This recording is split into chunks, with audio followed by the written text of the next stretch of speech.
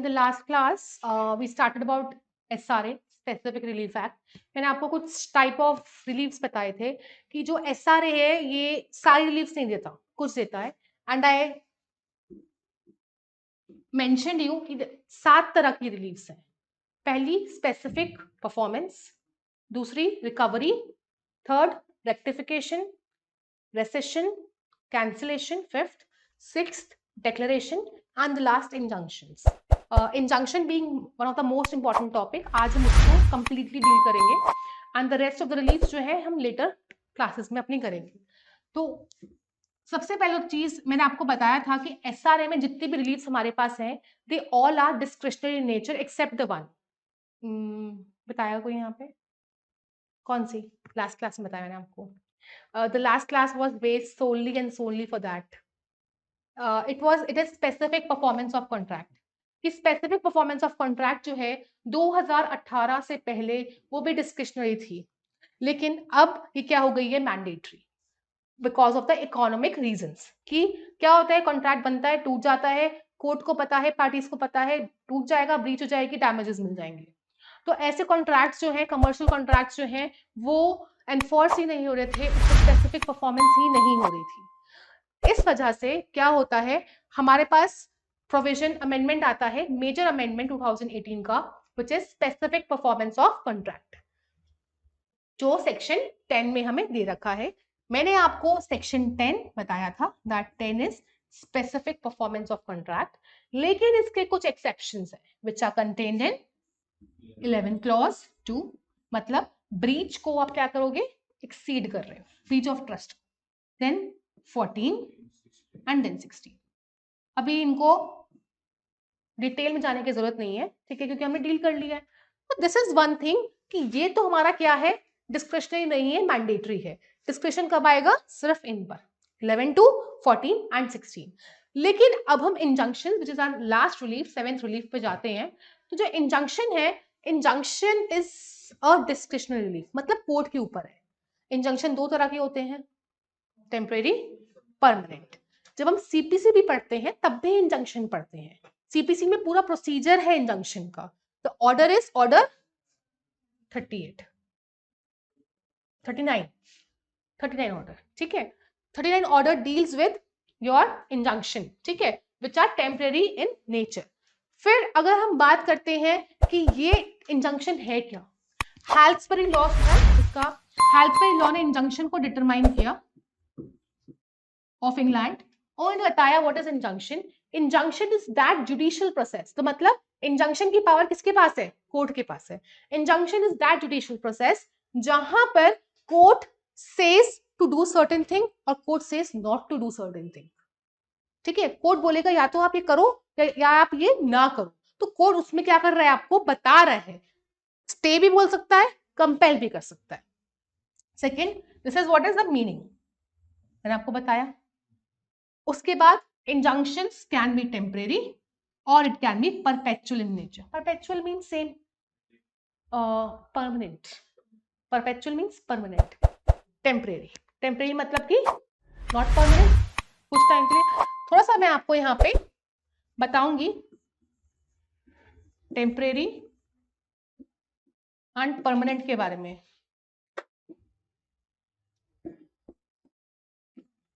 सी, जो टेम्परेरी है they are passed during the process of the proceeding, ठीक है। मतलब इंस्टीट्यूट हुआ, सूट इंस्टीट्यूट हुआ, फिर उस प्रोसेस में जो पास होते हैं दे आर टेम्परेरी। एक बार पास हुआ कुछ कुछ ड्यूरेशन के लिए, अप टिल नेक्स्ट ऑर्डर, हमेशा के लिए नहीं, अप टिल नेक्स्ट ऑर्डर। अब नेक्स्ट ऑर्डर में कोर्ट क्या कर सकता है? उसको कंटिन्यू कर सकता है या फिर चेंज कर सकता है। तो temporary is just an order. और जो परमानेंट इंजंक्शन होती है, it is in the form of a decree, मतलब फाइनल। क्लियर? ये पास होता है परमानेंट जब एंड हो जाता है पूरा केस, आपका खत्म हो गया पूरा केस आपका, फिर ये आपका फाइनल पास होता है। तो this is what is permanent and temporary is जो ड्यूरेशन में पास होते हैं।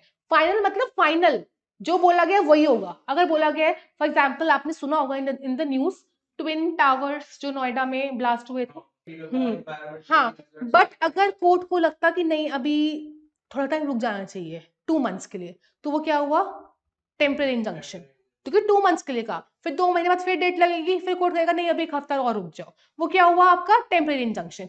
फिर जब कोर्ट ने बोल दिया कि आप इन टावर्स को उड़ा दो, अभी क्या हो गया final, this is a permanent injunction. अब थोड़ा सा क्लियर हुआ टेम्परेरी क्या है, परमानेंट क्या है। कुछ चीजें हमेशा ध्यान रखना, टेम्परेरी कभी भी मेरिट्स पे नहीं होता है। जब उस टाइम पे टेम्परेरी कब होता है, जब एक पार्टी होती है दूसरी पार्टी नहीं होती है, कोर्ट को टाइम चाहिए होता है कि सारे सर्कमस्टांसेस जो है कोर्ट के सामने आ जाए। तो temporary is not usually on merits, merits पे मैक्सिमम टाइम नहीं होता, मेरिट्स मतलब एविडेंसेस पे, क्योंकि जब एक पार्टी दूसरी पार्टी नहीं है, हाँ वो भी अभी हम करेंगे। प्राइमा फेसा है, balance of convenience, very good, ठीक है।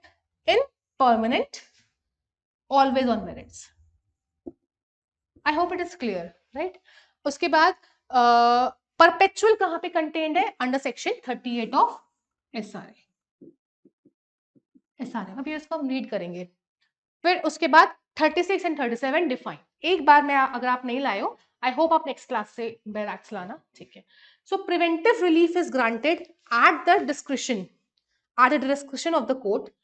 तो मैंने आपको फर्स्ट थिंग बताया कि डिस्क्रिशनरी रिलीफ है, तो दोनों ही टेम्परेरी भी परमानेंट भी क्या है, डिस्क्रिशनरी रिलीफ है, वो भी बताऊंगी। प्रिवेंटिव का मतलब है, चलो मैं आपको बता देती हूँ अभी, हाँ सब कुछ इन्हीं का ही है, इसी में ही आएगा। सी इंजंक्शन जो है आपका टेम्परेरी होता है और आपका परमानेंट होता है, परमानेंट को ही हम परपेचुअल बोलते हैं, एंड इट इज टेम्परेरी। क्योंकि टेम्परेरी है, ये कभी भी परमानेंट का फॉर्म तो हो ही नहीं सकता। So temporary is always interim in nature, ठीक है। It can be positive, it can be negative. Positive मतलब कि आप ये काम करो, तो इंजंक्शन ऐसा नहीं है कि हमेशा मना ही होता है, ऐसा कुछ नहीं है कि आप ये काम करो। जब आप बोलोगे कि आप एक काम करो, that will be mandatory, mandatory में कोर्ट कंपेल करता है करने के लिए, बट क्योंकि ये इंटरिम है तो it will be interim mandatory. ये भी मैं आज आपको टर्म बताऊंगी आगे, बट क्योंकि आपने पूछ ली तो अभी अच्छा है, बाइफर्केशन कर रहे हैं यहाँ पे। It is interim mandatory injunction, negative is injunction, temporary negative, right. ऐसे ही हम परमानेंट में जाएंगे, it can be positive, it can be negative.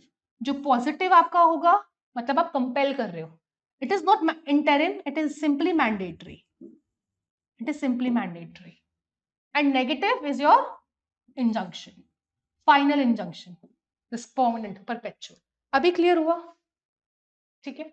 अभी हम डिटेल में वैसे भी करेंगे तो हो जाएगा आई थिंक क्लियर, ठीक है। प्रिंसिपल्स फॉर परपेचुअल इंजंक्शन, हम एक बार सेक्शन 36 और 37 रीड कर रहे थे। 36 में सिंपली आपको बताया हुआ है कि कोई भी प्रिवेंटिव रिलीफ है वो दो तरह की हो सकती है, टेम्परेरी, परमानेंट, वो मेरे को पता है इंजंक्शन दो तरह के होते हैं। 37 में बताया हुआ है कि टेम्परेरी जो है वो होता है आपको सीपीसी में टेम्परेरी, और परपेचुअल आपको एसआरए में। फिर टेम्परेरी जो है आपकी वो कहाँ पे डील है, ऑर्डर 39 में। परमानेंट डील है आपका एसआरए में। टेम्परेरी जो है वो क्या होता है, विदाउट मेरिट्स, ये होता है आपका with merits, that is during the suit, it is on the conclusion of the suit, that is what is contained in 37। आप एक बार जाना घर पे, थोड़ा सा इसको रीडिंग, थोड़ा सा टाइम देना, आपका एक ऑफ भी होता है हमेशा बीच में, तो थोड़ा सा करके देखा करो कि किस तरह से चीजें आ रही हैं कि नहीं आ रही है, और आप डाउट्स भी पूछ। इसमें ना मे, शैल एंड ऑल का बहुत वो होता है, बेसिक्स तो वही है आपके। जो आपका कोड है सीपीसी, वही आपका सीआरपीसी, वहाँ पे सब कुछ चीजें हैं, बट यहाँ पे हम सीआरपीसी में थोड़ा जल्दी करने की कोशिश करते हैं, बस वो चीजें हैं, ठीक है। प्रिंसिपल्स फॉर परपेचुअल इंजंक्शन 38 में आपका परपेचुअल कंटेन्ड है। Subject to the other provisions contained in or refer to this chapter, perpetual injunction may be granted to plaintiff। क्योंकि plaintiff को क्यों ग्रांट होगा, क्योंकि plaintiff तो जाएगा ना कोर्ट के पास, जो कोर्ट के पास जाएगा इंजंक्शन लेने के उसी को तो ग्रांट होगा। जो जाता है first party, that is called as plaintiff, other is called as defendant. Appeal में जाओगे तो अपेलेंट, अदर इज रिस्पोंडेंट, ऐसे। तो प्लेंटिफ को ग्रांट होगा। प्लेंटिफ को क्यों ग्रांट होता है, to prevent the breach of obligation. अब ऑब्लिगेशन कौन ब्रीच कर रहा है, डिफेंडेंट। तभी तो प्लेंटिफ को ग्रांट होगा। नाउ व्हाट इज ऑब्लिगेशन, वो भी हमें बेराटम बता रखा है। कहां बता रखा है? 2 क्लॉज ए में। C obligation includes every duty enforceable by. So obligation तो हमारा ये भी है टू स्टडी डेली, ये भी तो ऑब्लिगेशन है ना। आप यहाँ पे फीस पे कर रहे हो, you are coming, you are doing the classes, तो obligation is you are obliged to go and to do the revision and come next day, but you do or you don't do, that is not legally enforceable. So what is obligation for SRA? Something which is legally enforceable, not morally, not socially. कोई भूखा मर रहा है, आप कहोगे ना हमें इसको खाना देना है, that is also your obligation. But अगर आप नहीं करोगे तो आप मॉरली रॉन्ग हो जाओगे, बट नॉट लीगली, आप लीगली रॉन्ग नहीं होंगे. सो ऑब्लिगेशन हेयर मीन समथिंग जो लीगली इन्फोर्सेबल हो. Exactly. But it is wider, not even fundamental, not only fundamental, other duties also. ठीक है? So obligate anything. देखो, law is not only fundamental duties. Law is your fundamental right. Law is your DPSP. हाँ. Relate करे. You're obliged. Correct. Nice. Correct. So obligation is defined under section 2A of SRA. अब जो perpetual है, perpetual जो है ना हमारा, इसका क्लॉज 2 सी 38 इज जस्ट वो ये बोलता है परपेचुअल ऑब्लिगेशन आपको इंजंक्शन आपको तब मिलेगा जब आपने कोई भी ऑब्लिगेशन क्या है ब्रीच करती है. तो ऑब्लिगेशन बहुत तरह के हो सकते हैं लॉ में भी. पहला जो सिंपली और सिंपली कॉन्ट्रैक्चुअल बेस्ड, ठीक है. अगर आपने कॉन्ट्रैक्ट का ऑब्लिगेशन आपने ब्रीच किया है तो कौन से प्रिंसिपल्स लगेंगे? ऑफ चैप्टर 2, मतलब कि सेक्शन 9 से सेक्शन 20 वाले प्रिंसिपल्स लगेंगे. हमने लास्ट क्लास में 10, 11, 14, 16 किया, फ्यू सेक्शंस किए, तो वो ये यहाँ पे आएंगे, ये वाले प्रिंसिपल्स यहाँ पे लगेंगे कॉन्ट्रैक्ट के लिए. एंड अदर्स में include property generally, property generally वहां पे क्या लगेंगे देखते हैं नेक्स्ट स्लाइड में. In case C obligation arising from contract shall be guided by the chapter. Chapter 2 वही है जो हमने specific performance of the contract किया है. In cases of invasion to property, court will grant injunction only as contained in 38(3). So next पढ़ते हैं 38(3). 38(3) बोलता है कि परपेचुअल इंजंक्शन आपको तब मिलेगा, प्रॉपर्टी केसेस में बताता है वो, जब डिफेंडेंट ट्रस्टी है. किसका? प्लेंटिफ का. ट्रस्ट पता है ना जब आगे देते हो. और डिफेंडेंट ट्रस्टी और डिफेंडेंट ने क्या करा? अपनी पावर्स एक्सीड कर दी. जब पावर्स एक्सीड कर देगा तो इंजंक्शन तो देना ही पड़ेगा, ठीक है. Next, no standard to determine the actual damage. मतलब क्या हो रहा है कि आपने प्लेंटिफ ने सूट प्लेंटिफ कोर्ट गया है for your injunction order. Injunction order, ठीक है, कि आप ऐसे मत करो, ऐसे करो, ऐसे मत करो. बेसिकली इंजंक्शन के लिए भी नहीं गया वो, अपनी प्रॉपर्टी को या अपने कॉन्ट्रैक्ट को या किसी भी चीज को प्रिजर्व करने के लिए गया है. बट कोर्ट उस केस में क्या कर रहा है? एक्चुअल डैमेज नहीं डिटरमाइन कर रहा, तो कोर्ट बोलेगा अभी आप इंजंक्शन ले लो, ठीक है. Next, where compensation is not adequate. अगर कॉन्ट्रैक्ट है, कॉन्ट्रैक्ट को आपको ब्रीच, या तो कॉन्ट्रैक्ट का ब्रीच हो सकता है या स्पेसिफिक परफॉर्मेंस हो सकता है, बाद में चलता रहेगा. एग्जैक्टली उसके लिए तो, बट वो आपका हो जाएगा टेम्परेरी, ठीक है. यहाँ पे हम परमानेंट की बात, यहाँ पे हम परमानेंट की बात कर रहे हैं at the end of the decision. तो इंजंक्शन तब 38(3) is when the defendant threatens to invade the plaintiff's right over the property. ये प्रॉपर्टी पर ही डील करता है. तो कोर्ट में grant the injunction in the following cases. जब कोर्ट को लग रहा है उस प्रॉपर्टी के केस में एक्चुअल डैमेज कितना है नहीं हम डिटरमाइन कर रहे, तो वो क्या करेगा? परमानेंट इंजंक्शन दे देगा कि ऐसे या तो ऐसे नहीं होगा या तो ऐसे नहीं होगा प्रॉपर्टी के लिए.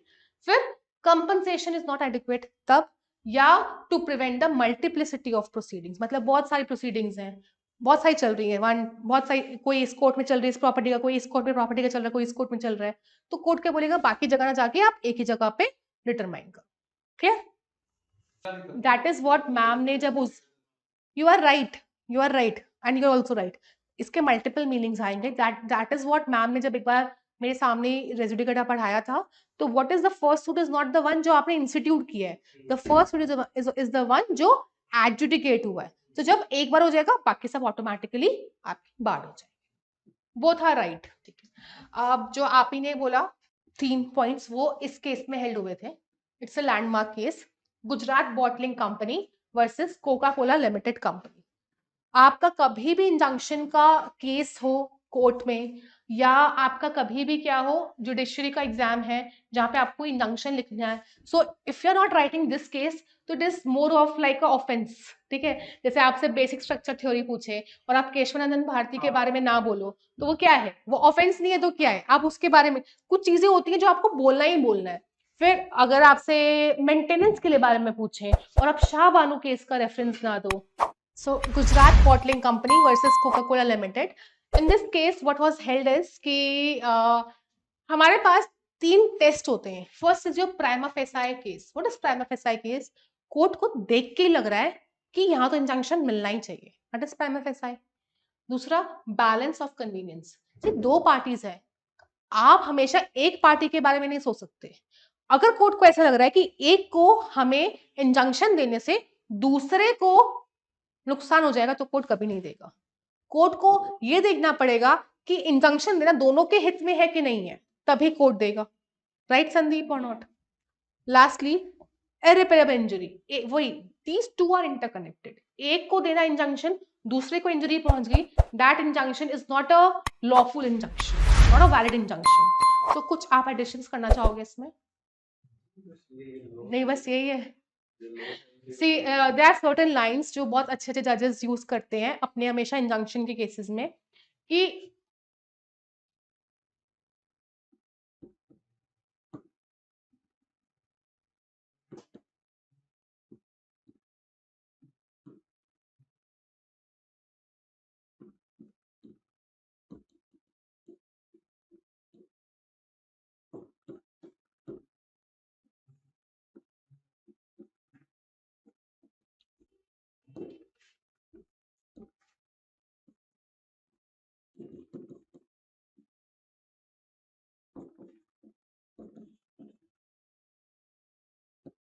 मतलब injunction must be granted when court is brought to such conscious that it must not happen.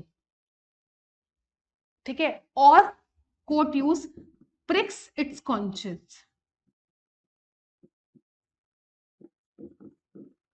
Prix मतलब कोर्ट को लगता है कि अगर ये चीज नहीं करी तो वो मेरा कॉन्शियस माइंड जो है वो उस चीज को बर्दाश्त नहीं कर पाएगा, to be in that sense. ठीक है, कि अगर मैंने यहाँ पे इंजंक्शन नहीं दिया तो कुछ ऐसा हो जाएगा कि मेरा जो माइंड है, एक हमारा होता है कॉन्शियस माइंड, एक होता है subconscious.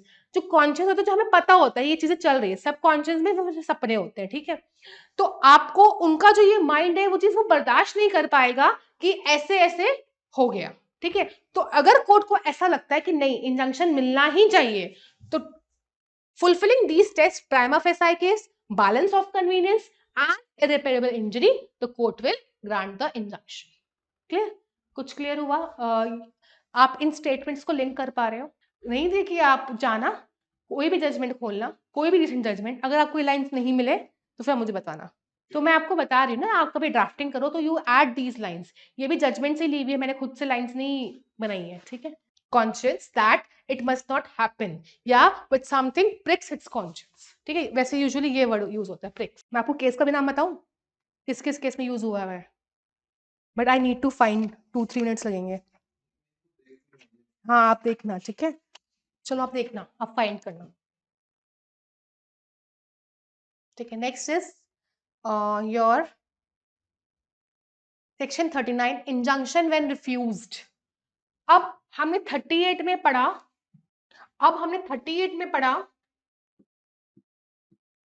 when the injunction must be granted। ठीक है, 38 में। फिर 39 में हम पढ़ेंगे मैंडेटरी इंजंक्शन। इसको करेक्ट कर लेना, it is 40।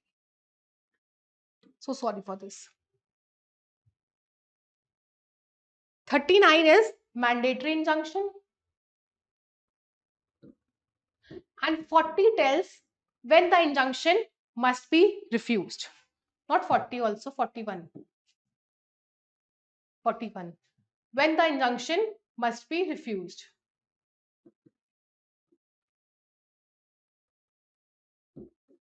When the injunction must be refused. तो ये सेक्शन आपको बताता है 41. 38 ने क्या बोला कि इंजंक्शन कब मिलना चाहिए, 41 बोला कब इंजंक्शन नहीं मिलना चाहिए. सबसे पहले 41 का ए से D it talks about anti suit injunction. मतलब कोर्ट कभी भी ऐसा इंजंक्शन नहीं बोलेगा कि don't go to this court, ये कभी नहीं बोलेगा. You can always institute your suit, but for the purpose of multiplicity of proceedings और res judicata और order two rule 2 etcetera order 9 rule 9, उन सब चीजों में कोर्ट क्या करेगा, डिसीजन नहीं देगा, एजुडिकेशन नहीं करेगा. बट यू कैन नॉट, मतलब आपको कोई मना ही नहीं है कि आप जाकर इंस्टीट्यूट नहीं कर सकते. और दूसरी बात, कोर्ट कभी ऐसा नहीं बोल सकता that you can not go to that court, you can not go to my inferior court और माई सुपीरियर कोर्ट.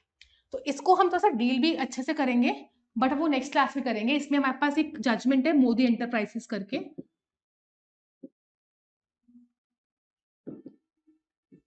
कि कब कब कोर्ट दे भी सकता है, ठीक है, वो हम लेटर डील करेंगे. Next, to prevent the breach of the contract whose performance can not be specifically enforced. अब ऐसा कॉन्ट्रैक्ट जैसे कि हमने किया था, कौन कौन से 14 में किया, 16 में किया, कि आप किसी का ऑफ नेचर ऑफ जिसको हम बोलते हैं relates to the personal qualities, to sing A and B contract किया that A will sing for B, right. अब ए मर गया तो कॉन्ट्रैक्ट इन्फोर्स हो सकता है, नहीं. अब इस चीज के लिए आप इंजंक्शन भी ले सकते. क्या इंजंक्शन लोगे, वो तो मर गया और वो इन्फोर्स नहीं सकता. So no injunction can be obtain to prevent the breach of the contract whose performance cannot be specifically enforced. जिस कॉन्ट्रैक्ट की परफॉर्मेंस ही नहीं हो सकती उसके लिए आप इंजंक्शन कैसे लोगे? नहीं, मैंडेटरी के लिए नहीं. सी, जिसका परफॉर्मेंस बिल्कुल नहीं हो सकता, हाँ तो फिर तो मिलेगा मैंडेटरी. हाँ हाँ हाँ, यहाँ पे देखो लिखा हुआ है shall. The injunction cannot be granted in these cases. ठीक है, ये these are mandatory conditions. shall आएगा आपका यहाँ पे, हाँ आपका मैंडेटरी ही है इसका. मैंडेटरी. ठीक है ठीक है ठीक है, डन डन. उसके बाद न्यूसेंस विच इज, अब एक न्यूसेंस चल रहा है, न्यूसेंस हो रहा है, ठीक है. फॉर एग्जाम्पल ऊपर on the upper floor nuisance हो रहा है, ठीक है. Now you are going to the court कि इसको आप रुकवा दो, तो कोर्ट रुकवा देंगे. बट कोर्ट को क्लियर नहीं है कि वो न्यूसेंस है भी कि नहीं. तो जब अभी तक ये क्लियर नहीं है कि न्यूसेंस नहीं है तो इंजंक्शन क्यों ग्रांट होगा, नहीं होगा.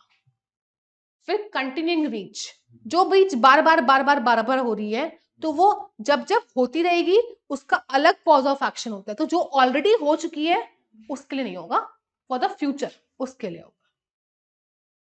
Equally efficacious relief is available. मतलब अगर मैं आपको क्या बताती हूँ, एक हस्बैंड है A and wife is B, ठीक है, हिंदू है दोनों, हस्बैंड एंड वाइफ. अब क्या होता है, इनकी शादी हो गई, ठीक है. अब now A marries C, A again, तो ये मैरिज क्या हो जाएगी, bigamy, and it is valid और not, no it is punishable. तो क्या ये वाइफ बी जो फर्स्ट वाइफ है can go to the court कि आप इंजंक्शन ग्रांट कर दो कि वो शादी नहीं कर, अभी शादी नहीं करी, he is going to marry. तो क्या बी जा सकती है कोर्ट में इंजंक्शन ग्रांट करने के लिए कि आप मना कर दो सी से शादी ना करें? हाँ, yes, she can go for cruelty, for divorce, she can go for the others, judicial separation और restitution of conjugal rights, maintenance etcetera. जब आपके पास एग्जैक्टली और पेनल्टी भी, क्रिमिनल ऑफेंस भी है. जब आपके पास अदर रेमेडीज इक्वली हो तो आप नहीं जा सकते for injunction. This is what it says, equally efficacious relief is available, right. अब यू कैन रिलेट ना एग्जांपल देने के बाद. Next, infrastructure project. अब ये क्या है, ये 2018 के अमेंडमेंट के बाद नया आया है, ठीक है. अब व्हाट इज इंफ्रास्ट्रक्चर प्रोजेक्ट, ये आपका लास्ट शेड्यूल में गिवन है. ये बताता है, हाँ यस करेक्ट, जैसे ट्रांसपोर्ट, एनर्जी, ट्रांसपोर्ट में आपका हाईवे आ गया. फिर एनर्जी मतलब these all supplies and all, water and sanitation, then communication, then your social and commercial, these all categories, right. अब ये सब जो है ना ये आपकी इकोनॉमी पर बेस्ड है. अब बार बार इस पे इंजंक्शन मिलेगा तो आपकी इकोनॉमी क्या है, ठप हो जाएगी. आपका जो डेवलपमेंट है वो इनसे ही होता है. सो इनमें इंजंक्शन नहीं मिलता है, it is a newly added ground. Last, when the conduct of plaintiff is not clean, injunction will not be granted when the person who is going to the court with dirty hands. ठीक है, अगर आप खुद ही, क्योंकि injunction is a equitable relief, equity का relief है, अगर आप डर्टी हैंड्स के साथ जा रहे हो आपको कैसे इंजंक्शन मिल जाएगा? अगर खुद ही प्लेंटिफ में कमी है तो इंजंक्शन कैसे मिल जाएगा? Clear? Last count, plaintiff has no personal interest. अगर उसका इंटरेस्ट नहीं है, मतलब आप ऊपर की छत के लिए इंजंक्शन के लिए जा रहे हो, आपका कोई लोकस स्टैंड है. Very good.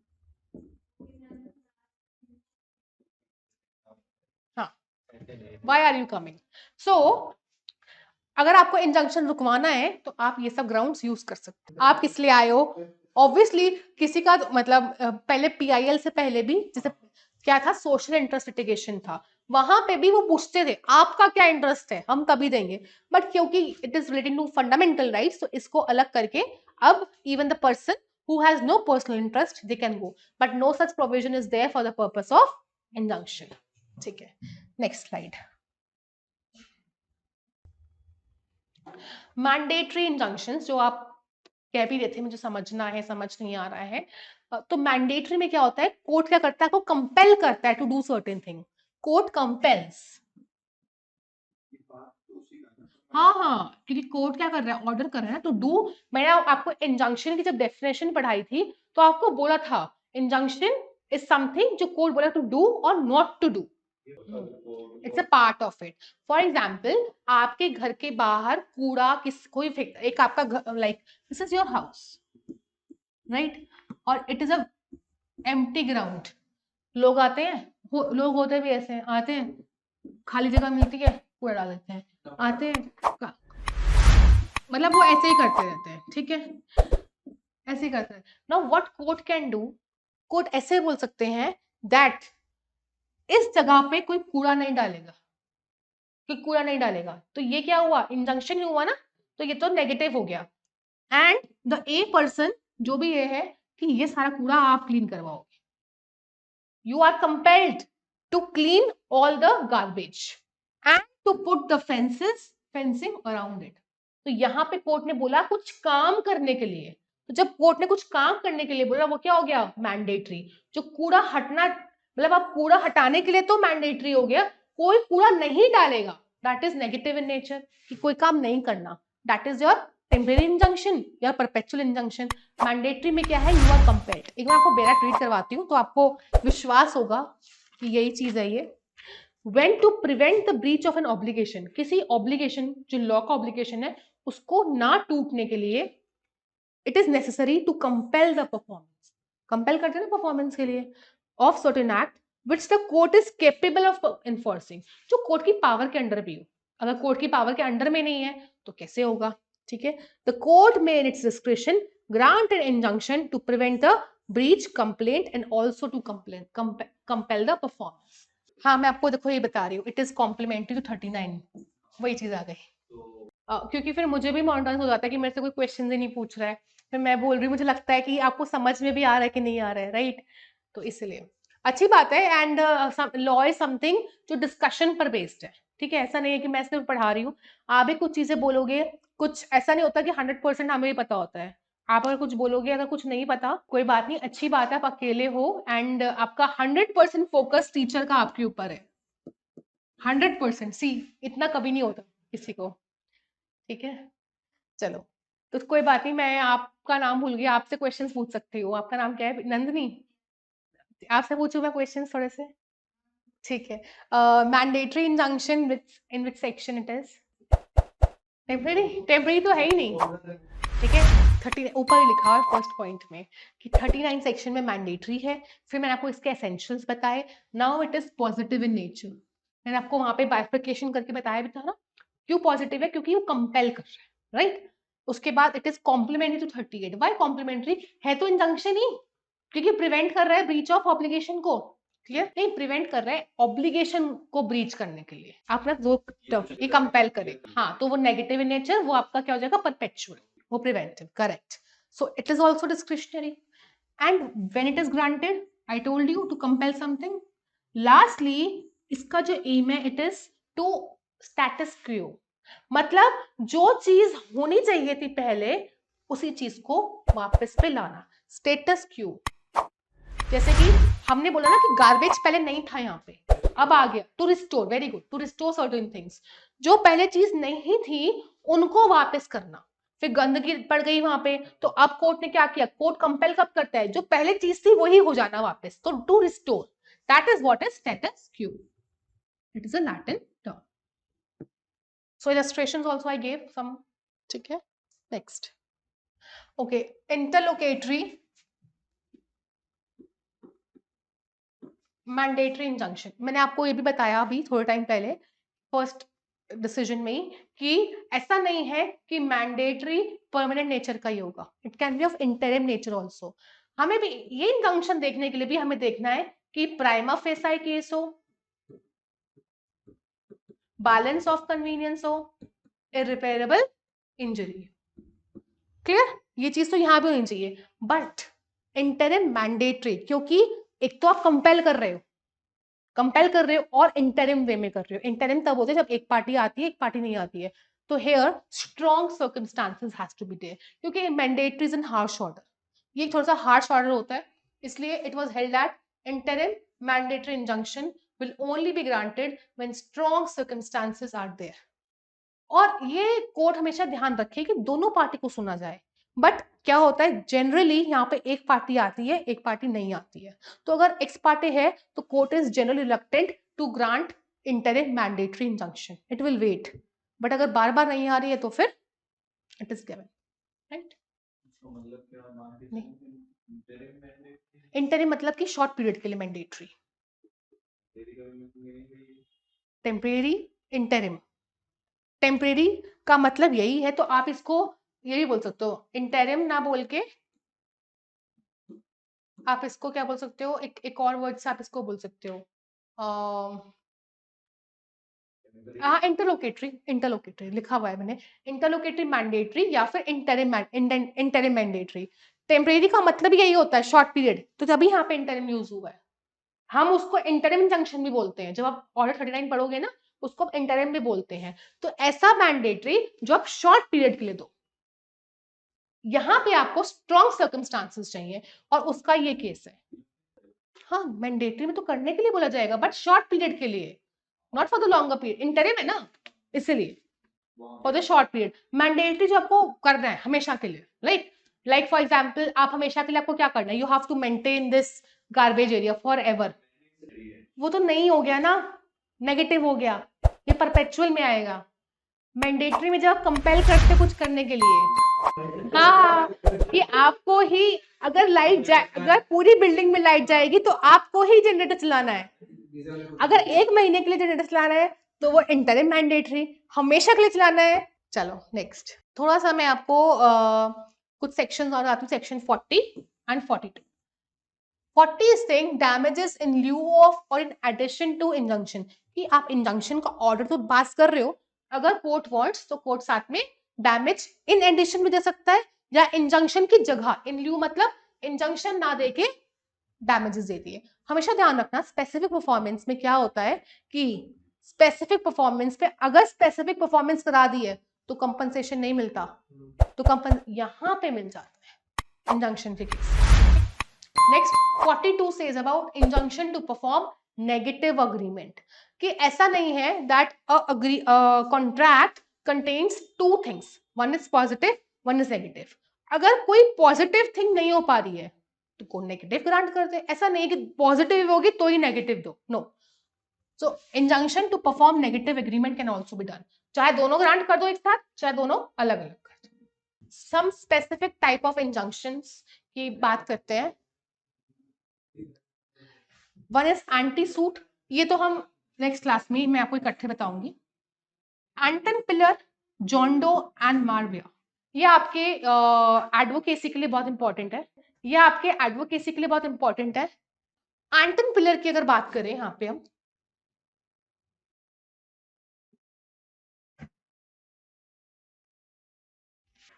ये आया था इस केस से, Anton Piller KG versus MFG process limited, आप लिख लो एक बार।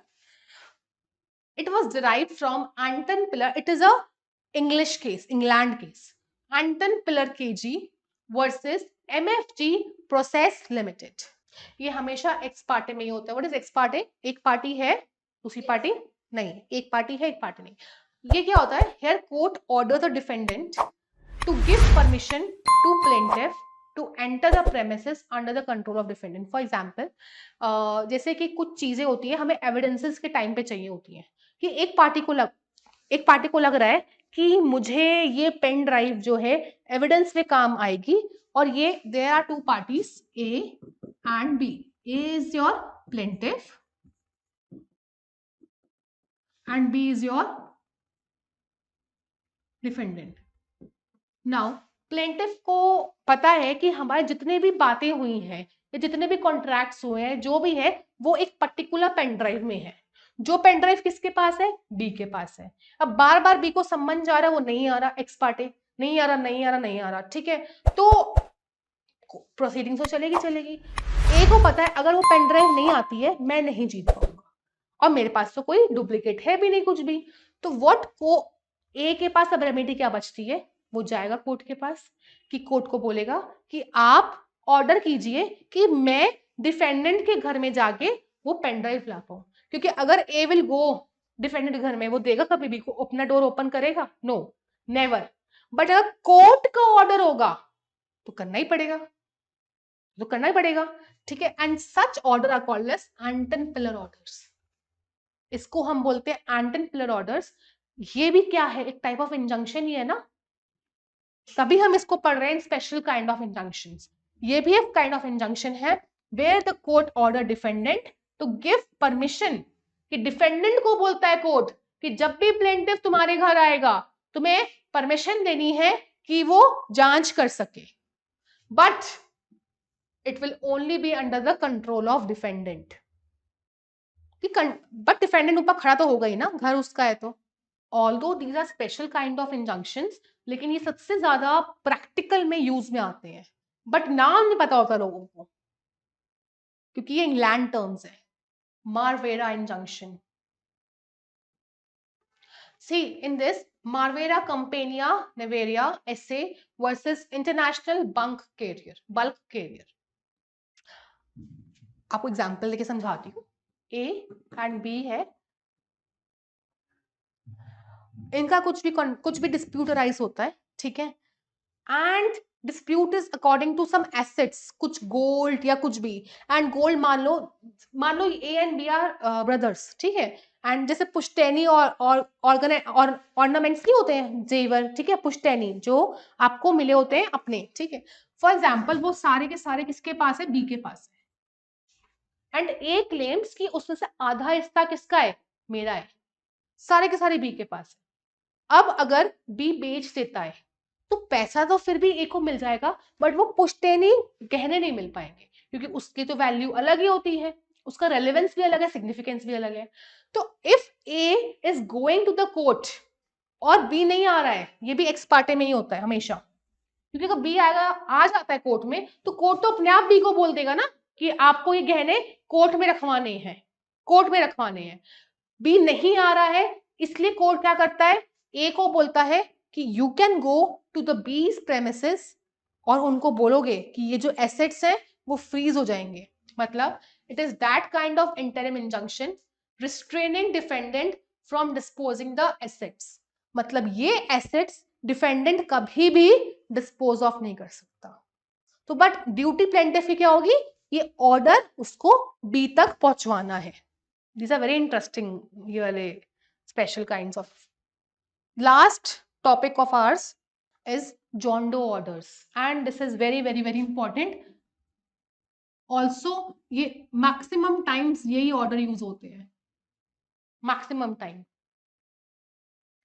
John Doe order को हम बोलते हैं अशोक कुमार ऑर्डर. मैं आपको ना ऑर्डर्स दिखा भी सकती हूँ अभी. क्या होता है, जैसे कि फॉर एग्जाम्पल एक कोई भी ब्रांड का नेम लेते हैं, एनी ब्रांड नेम. आप कोई भी, हाँ, प्यूमा. अच्छा, ठीक है, प्यूमा.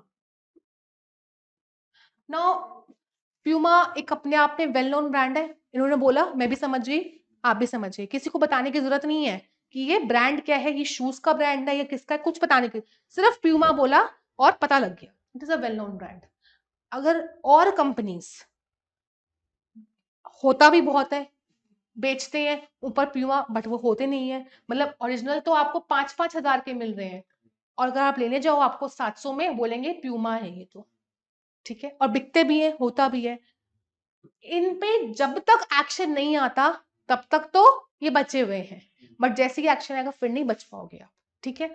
तो ऐसे में प्यूमा वालों को, क्योंकि हमेशा बड़ी बड़ी कंपनीज के अपने एडवोकेट्स होते हैं, अपना पूरा फर्म होता है, इनका अपना चलता है, ठीक है, इनको इंफॉर्मेशन मिलती है। फॉर एग्जाम्पल इनका registered office is in Mumbai, इनको इंफॉर्मेशन मिलती है कि दिल्ली के मुखर्जी नगर में कोई एक डीलर है जो कि प्यूमा के सेकेंड कॉपी बेच रहे हैं, बट उनको एग्जैक्ट नहीं पता कौन है, तो कोर्ट में इनको जाना पड़ेगा। तो वो वर्सेस क्या लिखेंगे, उनको पता ही नहीं है, वो लिखेंगे वर्सेस अशोक कुमार, ठीक है। और अशोक कुमार क्यों लिखेंगे, क्योंकि जिस टाइम पे कंसेप्ट आया था, ऐसा माना जाता है कि इंडिया में सबसे ज्यादा नाम इज अशोक कुमार, मैक्सिमम लोगों का। This is a true story I am telling you. And क्योंकि हमने ये इंग्लैंड से लिया है जॉन डो ऑर्डर, वहां पे जॉन सबसे ज्यादा नाम है, जॉन जॉन, हर हर सेकंड थर्ड बंदे का नाम ऐसे जॉन है, ठीक है, जॉन डो ऑर्डर, ठीक है। इंडिया में मानते थे कि ये दिल्ली हाई कोर्ट ने इन्वेंट किया है अशोक कुमार ऑर्डर, ठीक है, सी द इन्वेंशन, ठीक है। This is the firstly passed by Delhi high court, and if you want to interesting and important and also very practical purpose, ये आईपीआर में ही जनरली होता है कि जब इन्फ्रिंजमेंट जनरली आईपीआर में ही हो। Last is left which is Anton penal order, क्योंकि वो थोड़ा सा मुझे अदर किसी और साथ लिंक करना है, इसलिए उसको हम आज डील नहीं करेंगे, ठीक है। आज के लिए इट इज स्टिल हेयर।